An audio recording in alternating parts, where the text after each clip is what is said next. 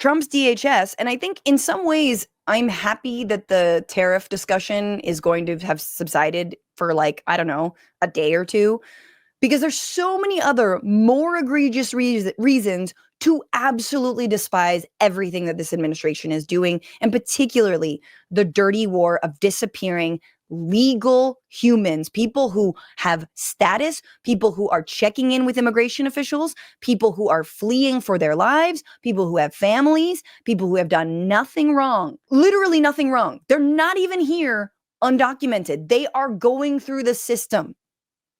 They came here legally and now they're going through the system. This is truly the most egregious part of the entire last 80 days. And now 900,000 people who got legal status, again, meaning they're being processed, they're in the system, they registered with the US Immigration Services, they're going to, now their status is being revoked because they use the CBP One app. And it's the same thing. And this is the other question, is like, what did Biden do to protect people? You know what I mean? It's like what was being done? Because we all should have known. Biden should have known. The administration should have known this could have gone the other way. And now you rolled out an app. You told people to wait on the Mexico side of the US-Mexico border. They had to register through the app. They had to track them, on and on and on and on. It's the same thing with DACA, right? And the fact that DACA recipients are in the system means they are targets. You cannot have it both ways. You can't say people have to arrive here legally. They have to go through the proper channels and then criminalize them for doing so. Why? Because it only encourages people to go through improper channels. Why would someone register through your stupid app if you're going to weaponize the app? Why would someone want to go check in with immigration services if that only puts a target on their back because your thugs are too lazy to go after real criminals? This is the whole point. We've seen this happen because we saw it happen in 2017 and during Trump's first administration. Nobody should have been surprised. Nobody with a fucking half-firing brain cell should have ever told you that they were just going to go after the criminals and the rapists and the murderers. Bullshit. Migrants who were temporarily allowed to live in the United States by using a Biden-era online appointment app have been told to leave the country immediately. Oh, okay. Oh, bye. Okay, bye. More than 900,000 people were allowed in the country using the CBP One app since January 2023. They were generally allowed to remain in the United States for 2 years without authorization to work under a presidential authority called parole. Canceling these paroles is a promise kept to the American people to secure our borders and protect our national security, the Homeland DHS said. Jesus Christ. Authorities, promises kept to who? The American people? What about the family members of these folks who might be American? Authorities confirmed termination notices were sent to CBP One beneficiaries, but did not say how many. They were urged to voluntarily self-deport using the same app they entered on, which has been renamed CBP Home. Oh, I love that. It's like a Nest app.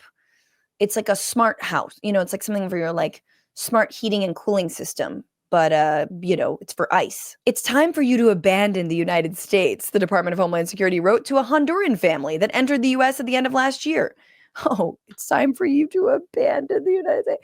Bitch, it's time for all of us to abandon the United States. You know what I'm saying? Like, it's time for everybody to abandon. Who among us has not abandoned the United States? I mean, just sort of metaphorically. Others shared the same email on social media platforms. Al Otro Lado, by the way, we're going to have someone from Al Otro Lado on Friday, if all goes according to plan. A nonprofit organization that provides legal aid to migrants said some who received the revocation letters are from Honduras, El Salvador, and Mexico. CBP One was a cornerstone of the Biden administration strategy to create and expand legal pathways to enter the United States in an attempt to discourage illegal border crossings. Exactly.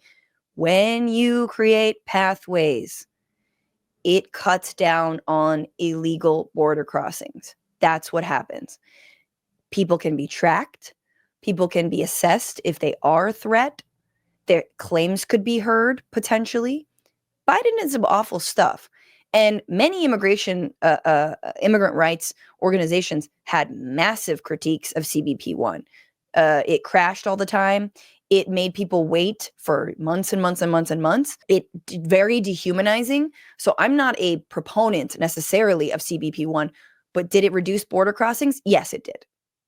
And by virtue of that, it can also save lives. I mean, I think we need to really understand, like, when you allow it to be legal to enter the country and don't criminalize that or have a process for which to do that, people don't die on the border, right? Like, but that's the right loves that. The right wants people to die on the border. They don't care. Vigilantes will go and pour out the water that volunteers leave out for those who are crossing because they want them to die. Like, that's a good thing for them. If they die on the border, that's one fewer person coming to the United States. It's just sick. By the end of December, almost 1 million people had been allowed to enter CBP One. One's appointments at the border crossings with Mexico. President Trump entered CBP One for new entrants on his first day in office, which, by the way, just because they're here doesn't mean they can stay. For anyone who's like, no, that's not how it works. It's safety. It is a way to prioritize safety, and it's a way to prioritize having some sort of system to process folks. I hate trying to explain this over and over again because honestly, the right doesn't care. Homeland Security said last month it was revoking another form of parole for 532,000 people from Cuba, Haiti, Nicaragua, and Venezuela who flew to the country at their own expense with a financial sponsor. That ends April 24th. Jesus Christ. The amount of people, like, I just hope, I really think about these 238 men who were sent to Sitcot in El Salvador.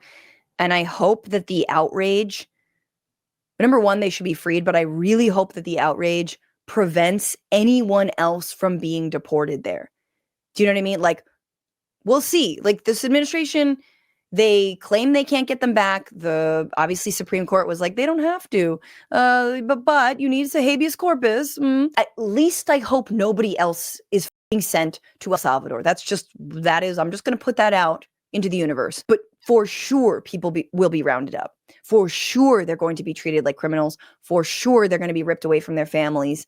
And they're going to be sent back to very dangerous situations. Trump administration also announced an end to TPS, or temporary protected status, for 600,000 Venezuelans and about 500,000 Haitians. What's so funny about the Venezuela reversal is, like, even as of 3 years ago, you had Marco Rubio squawking on and on about how Venezuela and Cuba, of course, Cuba, is a failed state and socialism doesn't work and all this and that. And so, ergo, these are political refugees.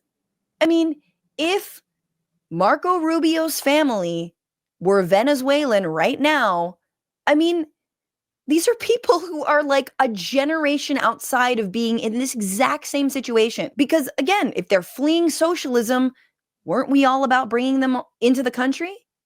Wasn't that part of it? TPS granted in 18-month increments to people already in the US whose countries are deemed unsafe for a return due to natural disaster or civilian strife. I mean, yeah, what else do you want? It's so cruel.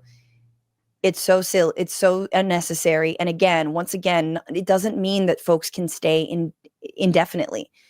In fact, it is easier. I mean, Kristi Noem, DHS, and ICE are proving the point that it's actually easier to identify people when you have legal pathways, because they're quite literally weaponizing those legal pathways. They would be shooting in the dark if none of this existed. I mean, which, I don't know, they would find another way to be heinous. They might just go round. I mean, they've been doing this, knocking on doors on every single, the streets on, the doors on a street where one, ICE warrant is being served, but they're going to knock on everybody's door.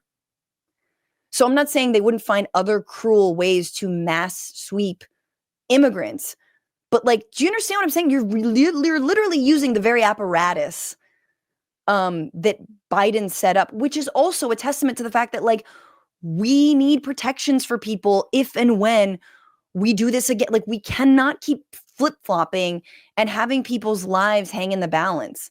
There has to be protections for people against this kind of stuff. And it shows you why a lot of, Latinos who have been told for decades that we're going to fix the immigration system are like, nah, you're not going to. Because they haven't seen it work. DACA was always supposed to be temporary.